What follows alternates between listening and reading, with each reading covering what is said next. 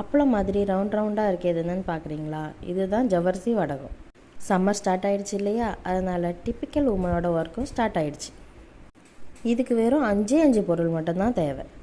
ஜவ்வரிசி, சீரகம், பச்சை மிளகா, காஞ்ச மிளகா, அப்புறம் உப்பு. அவ்வளோதாங்க. இப்போ எப்படி செய்கிறதுன்னு பார்த்துடலாமா? ஃபர்ஸ்ட் தண்ணியை நல்லா காய வச்சுக்கணும். அதுக்கப்புறம் ஜவ்வரிசி அதில் போட்டு நல்லா வேக வைக்கணும். ஜவ்வரிசி கொஞ்சம் வெந்ததுக்கப்புறம் பச்சை மிளகாவும் காஞ்ச மிளகாவும் மிக்சியில் சேர்த்து கொஞ்சம் கொரகொரப்பாக அரைச்சி எடுத்துக்கோங்க. இப்போ அரைச்சதை இப்போ ஜவ்வரிசி வெந்துட்டுருக்கு இல்லையா, அதில் போட்டு நல்லா கிண்டிடுங்க. ஜவ்வரிசி வேக வேக அது நல்லா திக்காகிறத நீங்களே பார்க்கலாம். அது கொஞ்சம் கூழ் கன்சிஸ்டன்ஸில் வரும். உப்பு போட்டு நல்லா மிக்ஸ் பண்ணிக்கோங்க. உப்பு கரெக்டாக இருக்கான்னு இப்போயே செக் பண்ணிக்கிறதா இருந்தாலும் செக் பண்ணிக்கோங்க. அது நல்லா வெந்து கண்ணாடி பதத்தில் வரணும்.